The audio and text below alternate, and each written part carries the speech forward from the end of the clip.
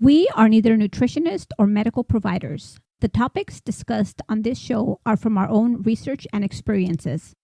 Please consult your medical provider before attempting anything discussed on this show. Welcome to another episode of Sjogren Strong. My name is Lupe. And this is Brian. And today we are joined by Deanna Leroux. She was diagnosed with Sjogren's about 10 years ago. Am I correct? 5 years ago. I'm sorry, 5 years ago. It was 10 years when I got it. And how long do you think you had symptoms prior to being diagnosed? Well, it is, as you know, a complicated illness. I grew up always going running, and I had an idea of running 5 marathons before I was 40, and I did it. But at the end of it, I had horrible problems with my feet. And they did diagnose me with neuropathy, and they kept saying, you don't have diabetes, you shouldn't have this. I was like, okay.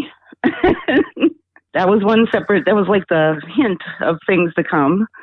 And then this itching, I came down with some itching that was just unbelievably awful. And I spent 5 years going from doctor to doctor. I'd try one family doctor, and I would say, what is wrong? Can you fix me? And I remember going to one practice where I went to every single family doctor in the practice. And I think, I got to try them out for a while, maybe to take some time. So it took 5 years, and I decided to go to a specialist, an allergist. She did a ton of testing, and then she's the one that said, you need to see a rheumatologist. And I'm like, what? A rheumatologist? Isn't that like arthritis? And so yeah. They sent me over, they did blood work, and she says, you have Sjogren's and fibromyalgia. And I'm like, fibromyalgia? I don't even believe in that.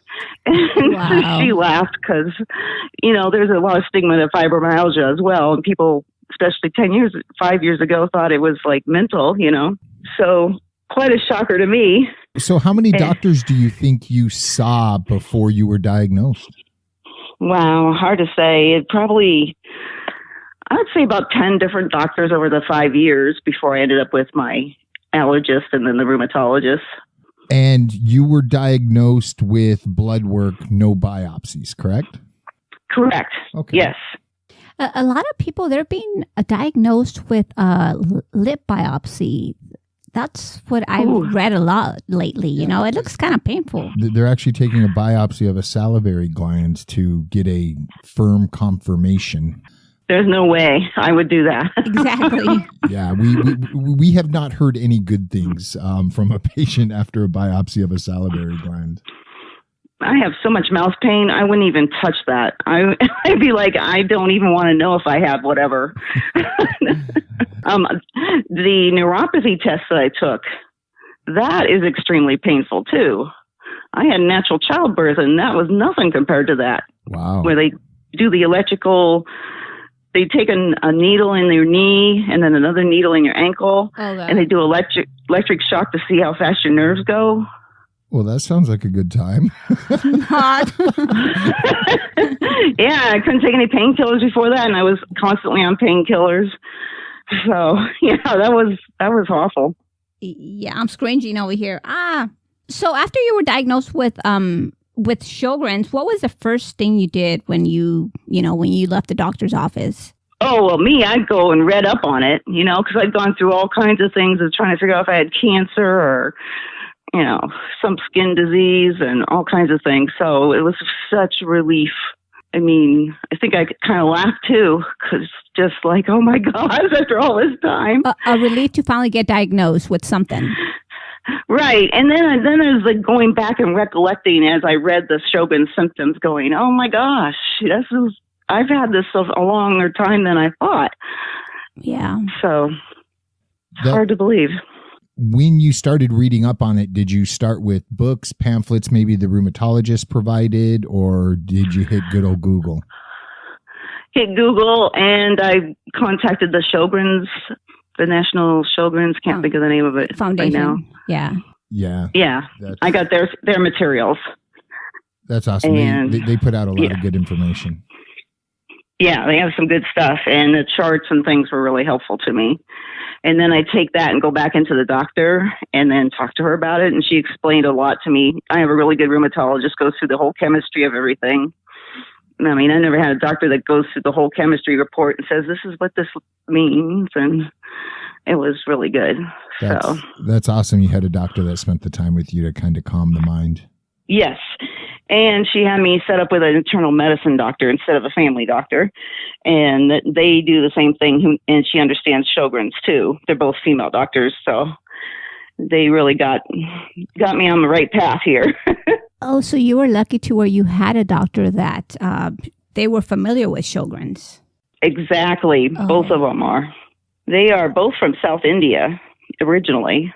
So a little more leaning toward natural and understanding, and even listen to natural programs on natural remedies and things as well. That's awesome. Kind of rare for a medical doctor.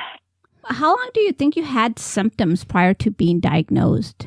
Well, if you count the neuropathy in my feet, it would be 15 years. But I really had nothing significant until 5 years before my diagnosis. Wow. I wouldn't have expected a doctor to figure it out before that 5 years while I was searching. That's when I felt like they should have been able to figure it out, was when I got the Sjogren's material. I'm like, I told them all this. You know? So before that, there were symptoms, but because my mouth is dental, you go to the dentist. Correct. I got LASIK eye surgery, and they say, well, you're going to have it now because your eyes are too dry. I couldn't even do punctal plugs because the scratched my eyes too much. So it was crazy that you could put it together with 20/20 hindsight.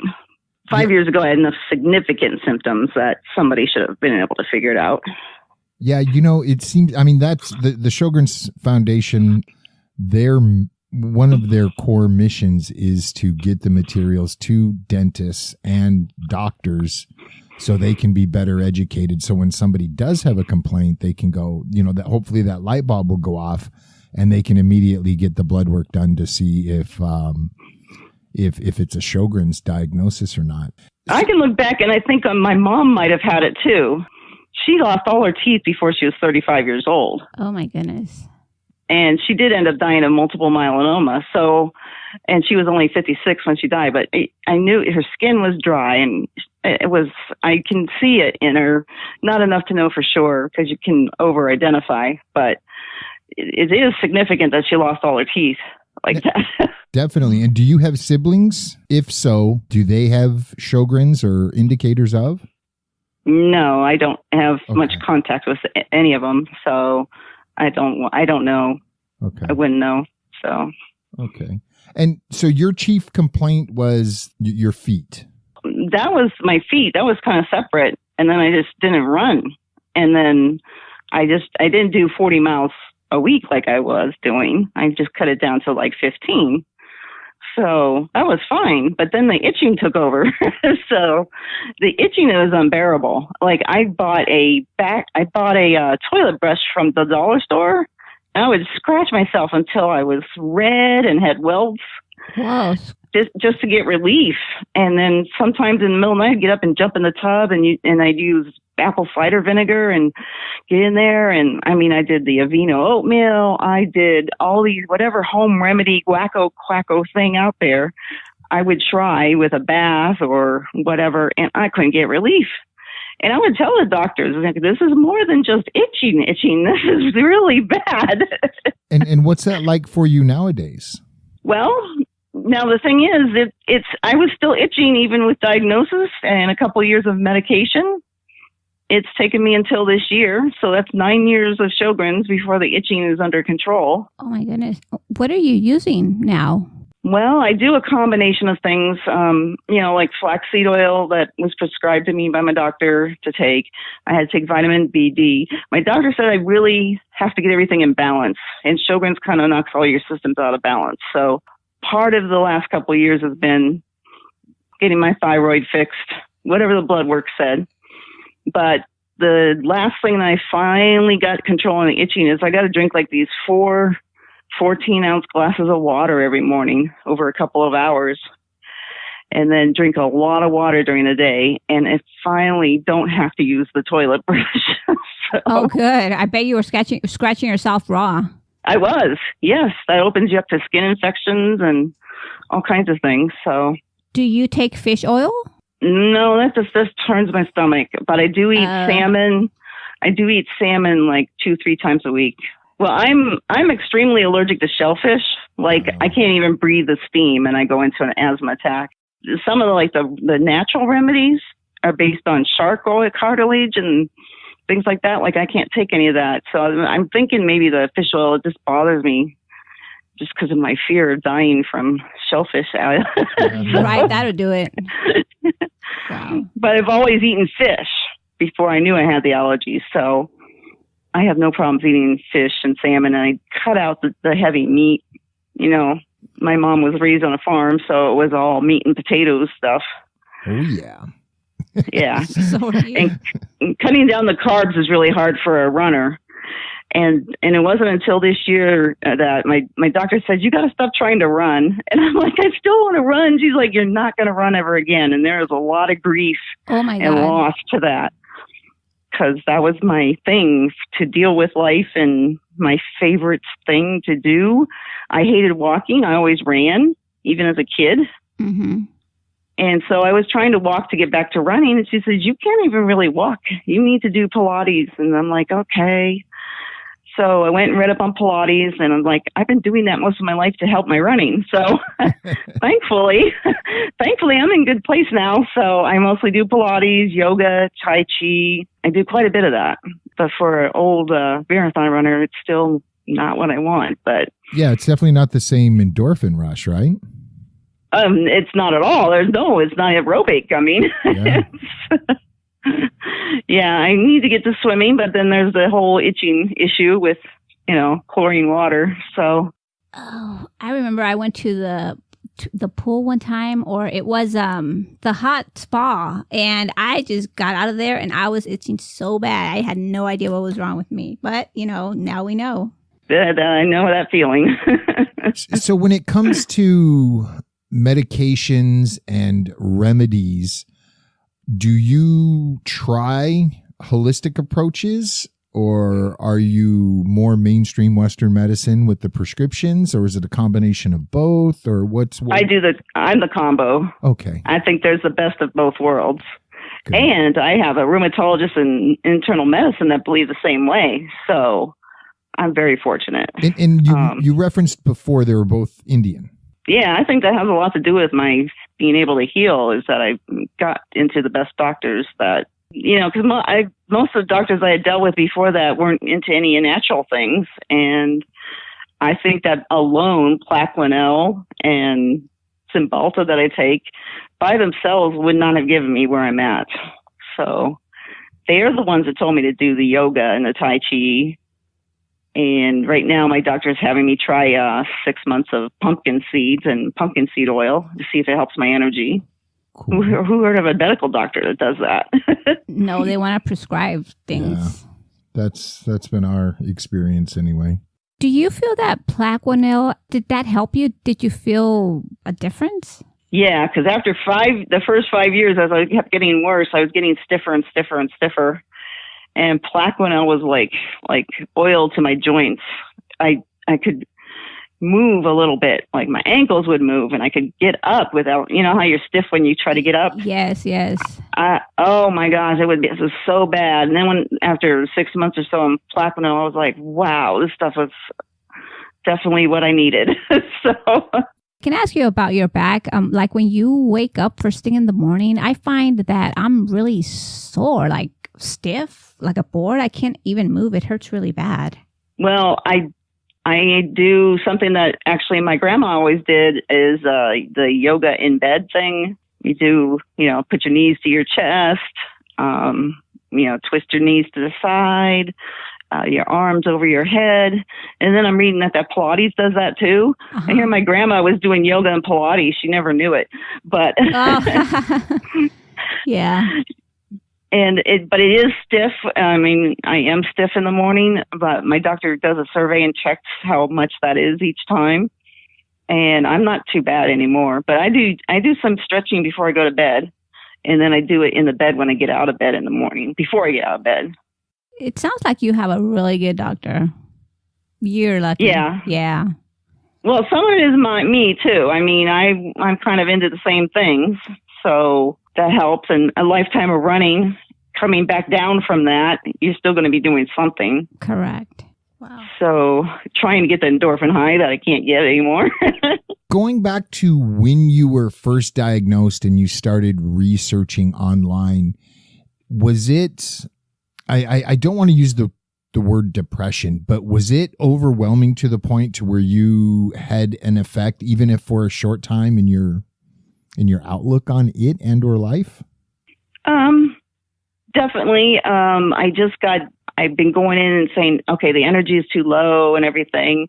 And my doctor said, well, we need to have you evaluated for depression. And I'm like, no, I know I can't be depressed. I'm happy. I'm the happiest person at work.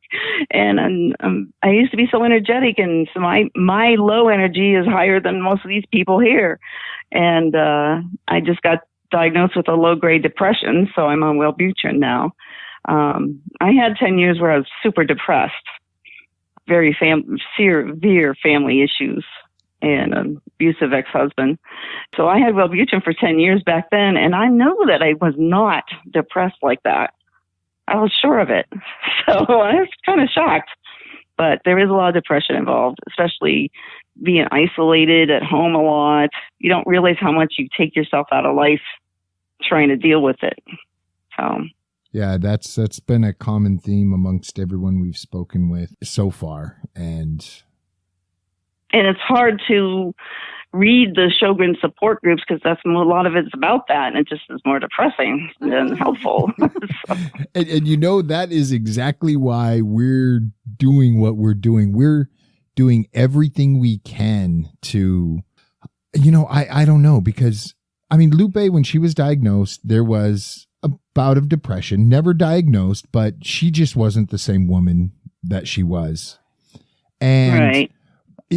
We finally got to a point where we said, screw it. We're going to do our best to live life how we were living life with adjustments. For example, we can't go hike at 8 a.m. anymore during the summer. So we will leave the house at 3 a.m. and we'll be on the trailhead by 4:30 and throw headlamps on and start walking in the dark. But we can typically have half, if not more, of the hike we wanted to accomplish done prior to, you know, peak sun and peak heat for the day. We just want to convey that you can still live an active, healthy lifestyle with a diagnosis of Sjogren's. And yeah, the negativity online is just overwhelming. It is. It's not healthy. It's not helpful either. I feel like I'm doing ministry work when I go online, and I just need to put some positive spin in there or somewhere, and I try to give something helpful, and then I get out before it gets me depressed. And they all want to do this whole ask them on the group for medical diagnosis stuff all the time. I was like, why are you asking here? Go see a doctor. And then they come back on and say they don't believe their doctor. I'm like, yeah. You don't believe the doctor, but you believe these strangers on the internet? I'm confused. Yeah, you've got to make the most of a good day and celebrate the small wins and accomplishments. And I mean, we've made a lot of changes to the way we live, the way we eat, the activities we engage in. I mean, circle of friends. Some friends, all they want to do is get together at a bar and drink, and that is not good for, it's not good for anybody if you don't have Sjogren's, if you're doing it regularly. But that's really funny. Having Sjogren's, you know, all that alcohol is just going to dehydrate you. And it might take me, if it's a really bad hangover, a cool half day to recover. But somebody with Sjogren's, it's days to recover. Oh, that could put them into a whole bad winter. Yeah. And so we've changed circles of friends and yeah. And it's okay. It's okay to do that because people change, people grow, people go in different directions. And yeah, I wish we were hanging with some people that we did prior. However, we're still having fun and we're still doing things we like to do with new friends in this new circle. And it's helping to promote that healthy, active lifestyle, which is what we want to do. That's more important to us than having a drink in a bar.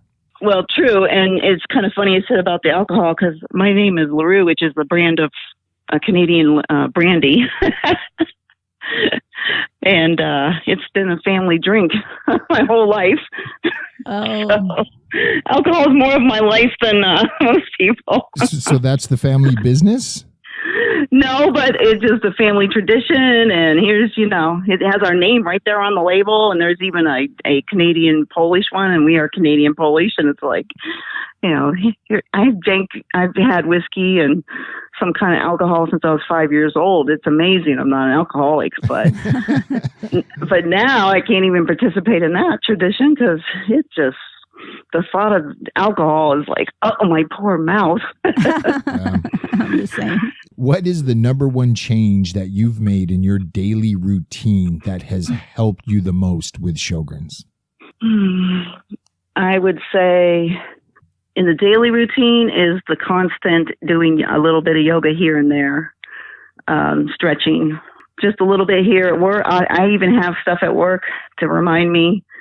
And I do it at work. I do it at home. I do it in my bed. After I get up and take a bath and everything, I do a little bit more. And I only do like 5 or 6 minutes at a time. But by the end of the day, I've probably done maybe 45 minutes total. And that makes a difference with the way the joints stiff up when you're sitting, I think.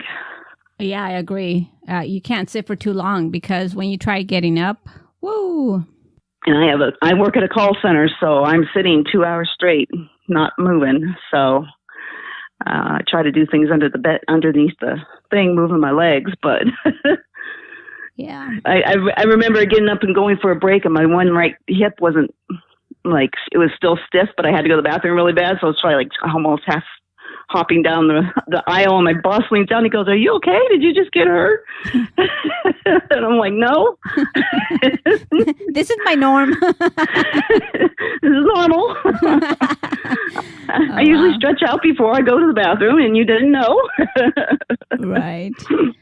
Have you made any changes to your diet? Tons. Yeah. Yeah. I mean, 100% different. And I kind of wish I can't imagine, all I think back is if I could have only done yoga back when I was young and eaten all these healthy foods, where my running would have gone. And maybe I would have put off having Sjogren's, or it wouldn't be so bad. But, but I really love, and I keep telling people about it as much as I can. Here, do this. Someday you might have arthritis, so this will help you. So what's your typical diet consist of, if you don't mind sharing?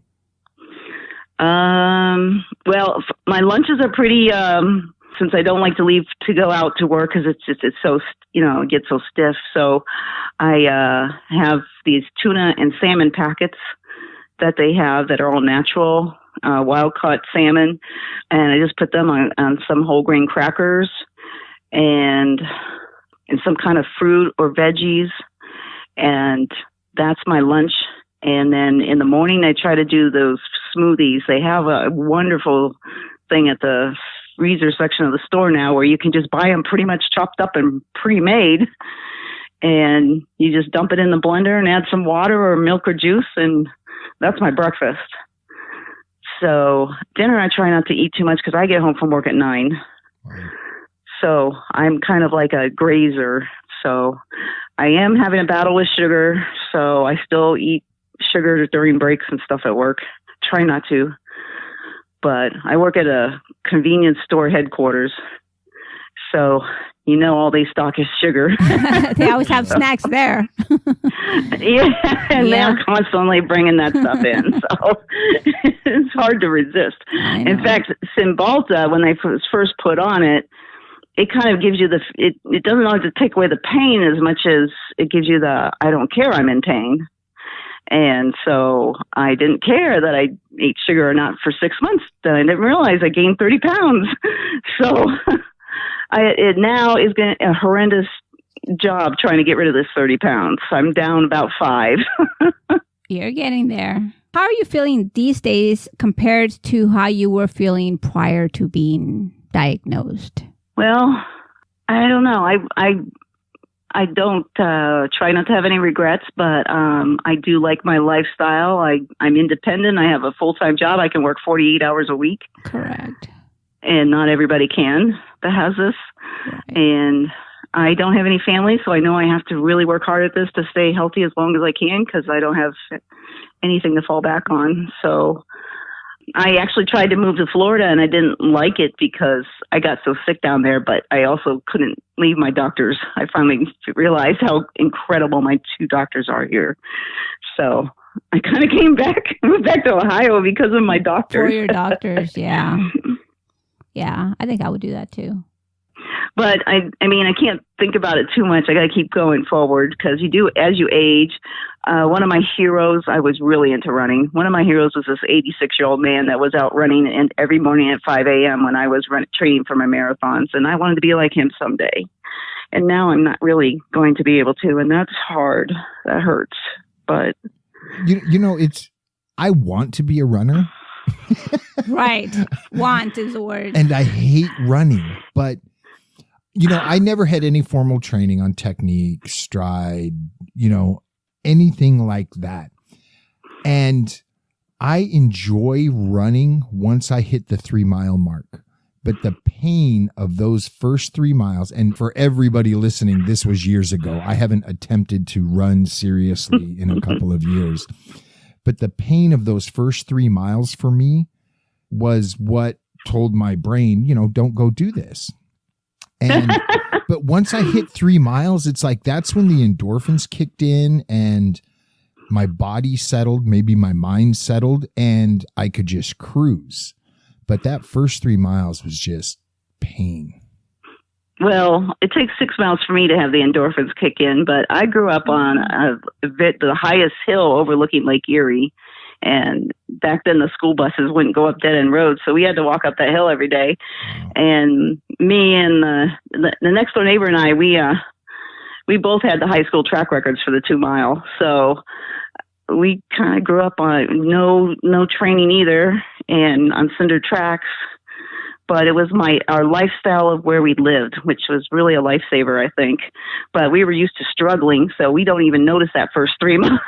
Right. So, but now, if I had to compare it to now, no matter what I do, if I'm walking, my walking feels like that first 3 miles of trying to run.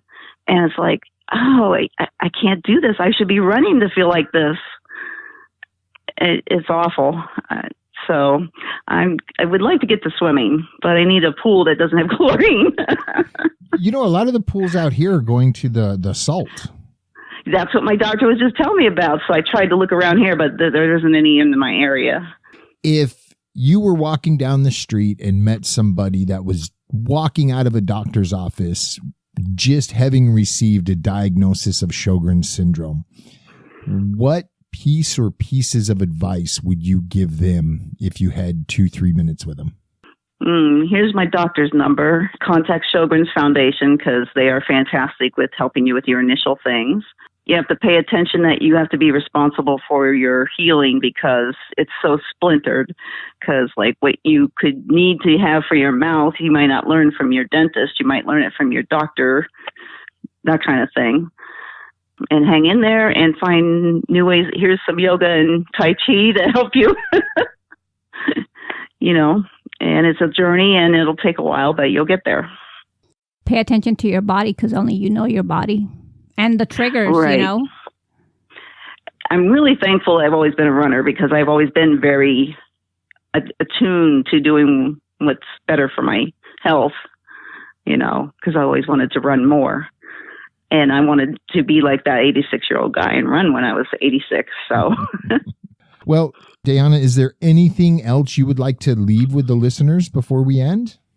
I guess the thing is people don't understand Sjogren. So the more people could understand it that don't have it, realize that we are really ill. We just don't look it.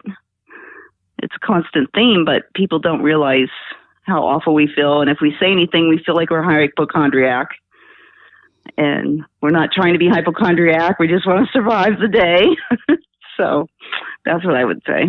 People don't understand what they can't see, and they can't see it. That's right. Mm-hmm. Thank you so much for agreeing to be here. We really appreciate it. I'm glad you found me. Well, thank you for having me. I love talking to you guys. Learning how to interpret how you feel and what that means can take some time. So in learning how to listen to your body, I recommend just a simple journal. Logging how you slept, what your hydration level is, what you've eaten, what exercises you've done, and how you feel. Patterns will begin to emerge, showing you what works and what doesn't. And remember, you're the conduit between your doctor, your rheumatologist, and your dentist. Make sure you have a clear understanding of what each is telling you to do so you can educate the other. Until next time, sip constantly and stay hydrated.